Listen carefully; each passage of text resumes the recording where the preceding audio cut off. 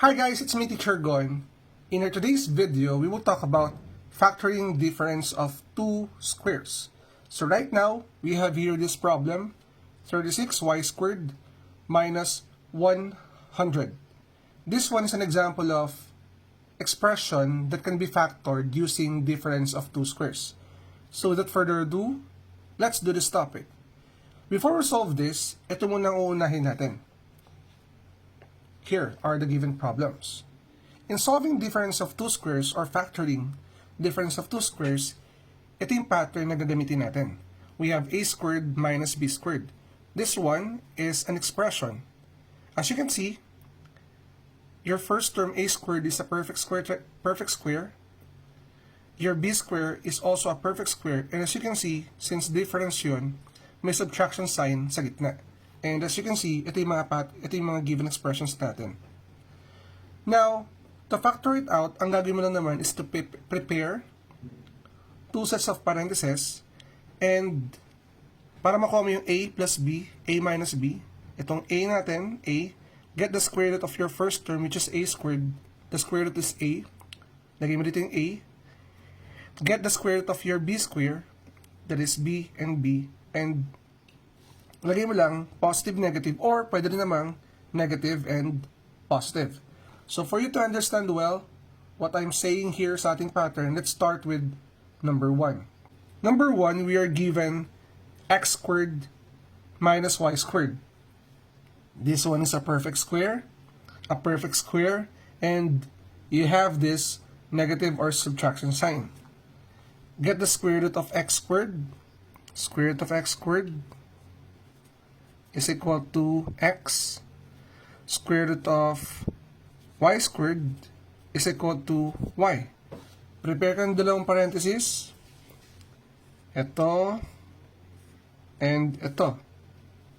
X for your first terms, y for the second terms, and as you can see, we have there plus and minus, pero again, you can interchange the position of those operations. Pwede dito yung minus, dito yung plus. So we have here plus and minus. So this is our answer. These are the factors of x squared minus y squared.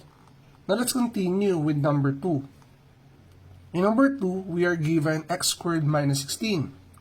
Sir, ang 16 by perfect square? Yes.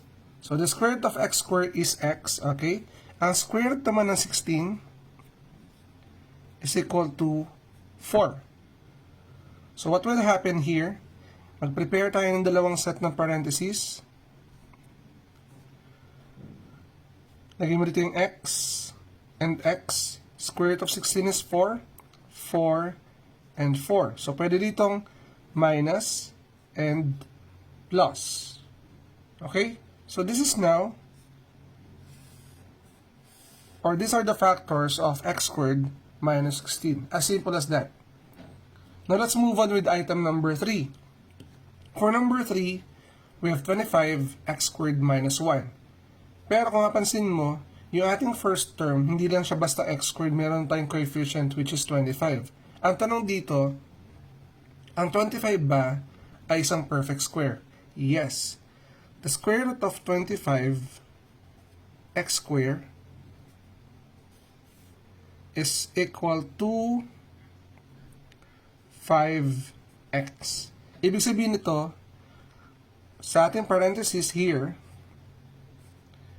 your first terms ay 5x and 5x. Now, we know naman that the square root of 1 is 1. And 1. And then plus, minus. These are the factors of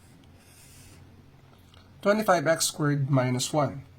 So let's continue with item number 5. By the way guys, your item number 4, 9, y squared minus 49 is your assignment. Please comment down below. Comment your answer. Okay? This will serve as your activity. And let's move on to item number 5. For number 5, as you can see, we have 18 x squared minus 8y squared. Here, x squared is a perfect square as well as y squared. Your 18 and 8 are not perfect squares. So we will try to do something about it, and kailangan natin i-factor siya na kung saan one of the factors is a perfect square. So, as you can see, we have 18 and 8. So, I will factor out 2.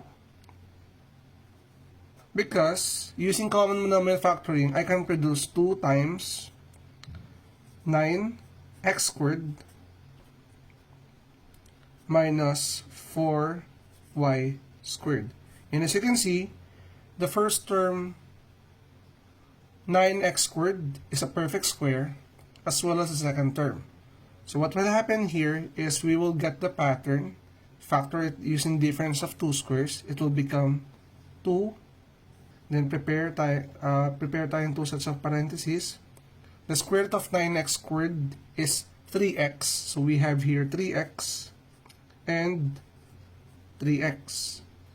The square root of 4y squared is 2y. So we have now 2y and 2y. Ilagay mo lang yung plus and minus. And these are the factors. The factors are 2 times 3x plus 2y times 3x minus 2y. So I hope guys na natutunan niyo yung 4 na examples sa atin dito, and I hope na masagutan niyo to. And now, let's go back with our main problem. Our main problem here is that we need to solve this, or we need to factor this out. Remember the pattern, ha? Get the square root of this and the square root of this. Mag-prepare ka ng dalawang parentheses, and ayan na. The square root of 36 is 6. The square root of y square is y. Meaning, your first term is 6y, and this is 6y. The square root of 100 is 10, and 10. Then, nalagay din ng plus and minus. These are the factors of our main problem. 6y plus 10 times 6y minus 10. So I hope guys na you learn something from this video on how to solve or how to factor a given polynomial using the pattern of difference of 2 squares. So if you're new to my channel, don't forget to like and subscribe, but i-hit na rin yung bell button for you to be updated sa ating latest uploads. Again, it's me, Teacher Gon. Maraming salamat.